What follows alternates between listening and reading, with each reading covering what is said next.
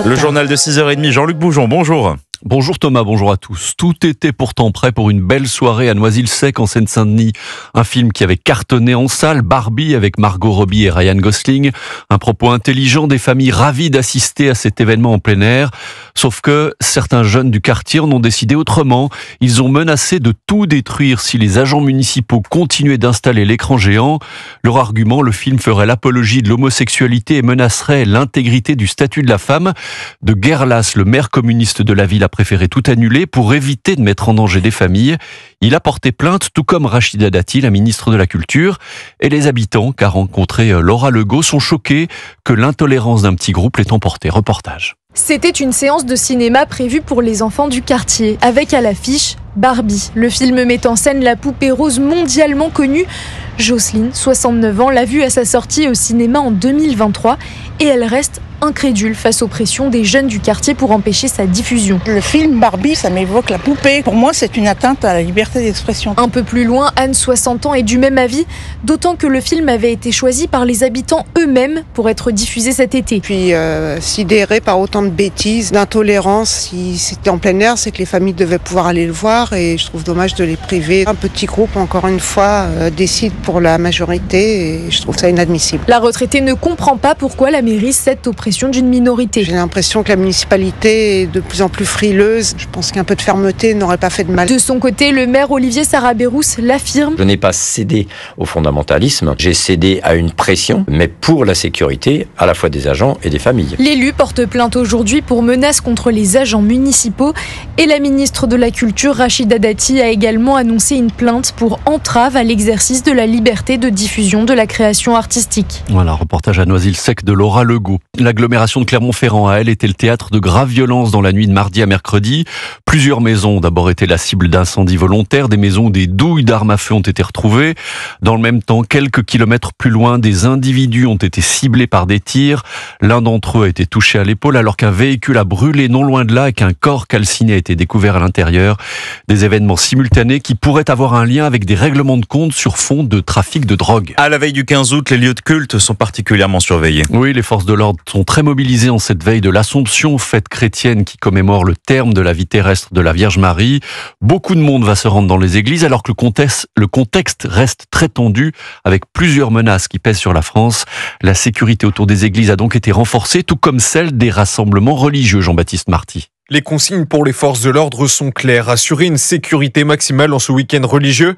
Reda Bellage, policier, porte-parole du syndicat Unité. On a pour instruction de prendre attache avant l'office auprès du responsable du lieu de culte pour justement lui dire qu'on est là, puis coordonner, savoir qu'est-ce qui est mis en place, parce que des fois vous avez des lieux de culte qui utilisent entre guillemets une sécurité propre. Nous on vient en complément mais sur la voie publique. Devant chaque église, les mêmes instructions. Des contrôles d'identité, des contrôles de véhicules et puis des contrôles de bagages. Il faut qu'on soit aussi en permanence visible par les personnes qui vont sur ces lieux de culte. Il faut qu'on soit présent à l'arrivée des personnes. Il faut qu'on soit présent aussi à leur départ. Les caméras de vidéoprotection vont aussi être très sollicitées, surtout dans ce contexte de tension géopolitique, avec la mouvance pro-palestinienne surveillée de très près. Fin juillet, une messe tenue dans l'église de la Madeleine à Paris avait été perturbée par des militants pro-palestiniens. Les églises qui font aussi l'objet d'une explosion des actes de vandalisme, une hausse de 13% cette année par rapport à l'année dernière. Les explications de Jean-Baptiste Marty du service police-justice d'Europe 1.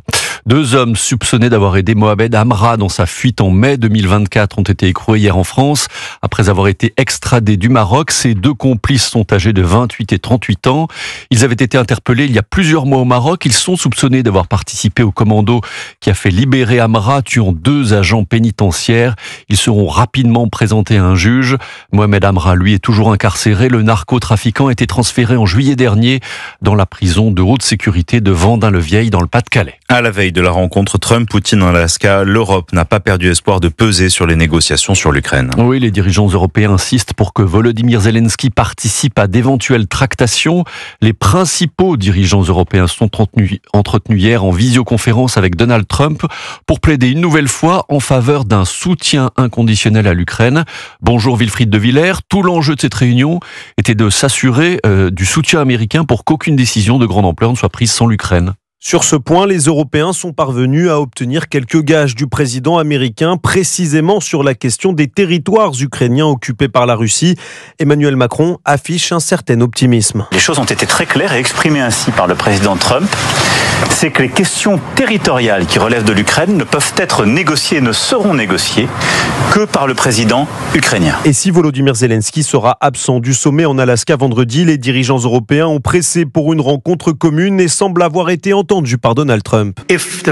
Si la première réunion se déroule bien, nous en aurons rapidement une deuxième. Je souhaiterais la faire presque immédiatement entre le président Poutine et le président Zelensky et moi-même s'ils souhaitent ma présence. Reste encore à convaincre Vladimir Poutine qui juge toujours que les conditions pour une telle rencontre ne sont pas réunies. Ce mercredi, les Européens ont également plaidé pour le maintien des sanctions internationales visant Moscou, levier économique qui commence à porter atteinte à l'économie russe, un moyen de pression pour peser dans les négociations à venir et pour le respect d'un éventuel accord. Enfin, Emmanuel Macron assure que la volonté américaine est bien d'obtenir un cessez-le-feu. Les précisions de Wilfried de Villers. Les 21 cas de listériose détectés ces derniers jours par les autorités françaises sont répartis sur tout le territoire, ont indiqué hier les responsables de Santé publique France. Il s'agit de 11 femmes et 10 hommes âgés de 34 à 95 ans. 18 d'entre eux ont plus de 65 ans. Au total, 2 personnes sont décédées. 40 lots de fromage, dont des camemberts et des bûches de chèvre produits par une société de la Creuse et commercialisés dans de nombreuses enseignes de la grande distribution, ont fait l'objet d'un rappel en début de semaine. En Nouvelle-Calédonie, les indépendantistes du FLNKS ont officialisé hier leur refus de l'accord de Bougival signé en juillet dernier. Un accord sur l'avenir institutionnel de l'archipel qualifié d'historique par l'Élysée. Sauf que le FLNKS a décidé de faire machine arrière.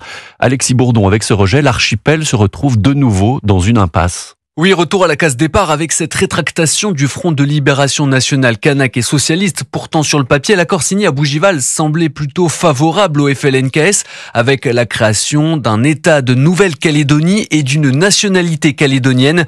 Manuel Valls est attendu la semaine prochaine sur le Caillou pour tenter de sauver le compromis obtenu le mois dernier. Une visite attendue par Marie qui vit à Nouméa. Quelle va être la position de la France? Est-ce qu'ils vont encore discuter? Est-ce qu'ils vont mettre le haut là? Est-ce qu'ils vont taper sur la table? On a fait 3 référendums, ça a été non. Donc maintenant, ça suffit, il faut appliquer les règles pour tout le monde. Et il y a eu un accord de signer. Donc maintenant, une partie des indépendantistes rejettent leur signature. Ils jouent à quoi? Le FLNKS a annoncé qu'il ne participerait pas au comité de rédaction proposé par Manuel Valls. Le parti indépendantiste se dit prêt au dialogue uniquement en cas de signature d'un accord de Kanaki. Celui-ci conduirait à la pleine souveraineté de la Nouvelle-Calédonie avant l'élection présidentielle de 2027. Les explications d'Alexis Bourdon. La canicule, elle sévit toujours en France. Oui, nouveau record battu hier, 41,7 degrés relevé à Châteaumeillan dans le Cher, 41 degrés à Montbeugny dans l'Allier et même 39,7 degrés à Saint-Michel de Maurienne en Savoie, pourtant situé à 700 mètres d'altitude. Le pic de chaleur est attendu pour ce week-end, alors qu'hier ce sont les orages qui se sont à leur tour invités sur la France, rafales de vent à plus de 100 km/h et averses de grêle notamment sur la Haute-Garonne ou sur la Bourgogne. Ces coups de chaud qui se répètent sur le pays sont difficiles à vivre au niveau de la vie quotidienne, mais ils ont aussi des conséquences très concrètes sur l'économie française. Et oui, les fortes chaleurs impactent la productivité. Et Aurélien Fleureau, tout cela finit par avoir un coût. Oui, puisqu'une journée avec des températures supérieures à 32 degrés a le même impact qu'une demi-journée de grève, selon une étude d'Allianz Trade qui a calculé que cette année, entre le 1er mai et le 14 juillet, les journées de forte chaleur ont coûté à la France 0,3 points de PIB, soit tout de même l'équivalent de la prévision de croissance faite par la Banque de France pour le 3e trimestre 2025. Depuis quelques jours, des centrales nucléaires ont dû être en partie arrêtées. Les terrasses des restaurants sont moins fréquentées. Dans le bâtiment, les chantiers avancent moins vite puisqu'il faut décaler ou reporter les heures de travail. Et les pertes sont conséquentes, comme le détaille Anna Boata, directrice de la recherche économique chez Allianz Trade. Quand la température elle est au-dessus de 32 degrés, les gens ont tendance à pas pouvoir faire du travail physique. Donc on est sur une perte de 40%. Évidemment, si les températures sont à 37-38, comme en ce moment, on parle d'une perte de 2/3 de la productivité. Enfin, les restrictions d'activité imposées dans les départements en vigilance rouge ferait perdre en moyenne 43 € par personne et par jour à l'économie nationale. Aurélien Fleureau du service économie d'Europe 1. Dans l'Aude, l'incendie qui a ravagé 17 000 hectares la semaine dernière et qui est toujours placé sous la surveillance de 500 pompiers pourrait avoir une origine criminelle. C'est ce qu'a indiqué hier le procureur de Montpellier qui a précisé que les premières investigations des gendarmes écartaient toute cause naturelle. Il pourrait donc s'agir d'un acte volontaire. Pour l'heure, l'enquête démarrée le 6 août dernier se poursuit. L'Espagne, elle, demande l'aide de l'Union européenne pour faire face aux nombreux incendies qui se sont déclenchés sur son sol. Le pays qui a demandé l'envoi de 2 avions Canadair, notamment pour intervenir sur les feux qui ravagent la région de Castille et Léon. C'était vraiment très mal embarqué pour le Paris Saint-Germain en finale de Supercoupe d'Europe. Et pourtant, les hommes de Luis Enrique l'ont fait et ainsi ils apportent la première Supercoupe d'Europe à un club français. Menés 2-0 par Tottenham à la 85e minute, les Parisiens sont d'abord revenus à 2-2 avant de s'imposer au tir au but grâce notamment à un arrêt décisif de leur nouveau gardien Lucas Chevalier. Ce PSG-là a vraiment beaucoup de ressources, Thomas Guignot. Oui, le PSG est revenu de loin, dominé quasiment tout le match et mené à partir de la 39e minute avec l'ouverture du score de Van de Ven. Les joueurs d'un Tottenham conquérant, plus frais et meilleur techniquement, ont même fait le break au retour des vestiaires. Mais ce n'était pas suffisant pour vaincre ce PSG qui a su trouver les ressources et renverser la table en toute fin de match grâce à ses remplaçants, avec Lee Kang-in d'abord pour redonner espoir à la 85e, puis c'est Gonzalo Ramos qui envoie les Parisiens au tir au but dans le temps additionnel. Une séance de pénalty elle aussi renversante puisque Paris était mené dès le début après l'échec du premier tireur Vitinha. Ils ont alors pu compter sur leur nouveau gardien Lucas Chevalier, auteur d'un arrêt qui s'est racheté de son erreur sur le deuxième but anglais. Après le tir raté d'un joueur de Tottenham, il ne restait plus qu'à finir le travail grâce à Nuno Mendes qui n'a pas tremblé. Voilà désormais le PSG vainqueur de la Supercoupe d'Europe, la première de son histoire, mais aussi la première d'un club français. La saison ne pouvait pas mieux démarrer pour les champions d'Europe en titre. Merci Thomas Guignot. Pour finir, un mot de tennis pour vous signaler la qualification cette nuit du jeune français Terence Altman pour les quarts de finale du tournoi de Cincinnati. Actuellement classé 136e mondial, ce grand espoir du tennis français est venu à bout du numéro 4 mondial, excusez du peu, l'américain Taylor Fritz en 3-7. Merci Jean-Luc Boujon pour votre journal. 6h42.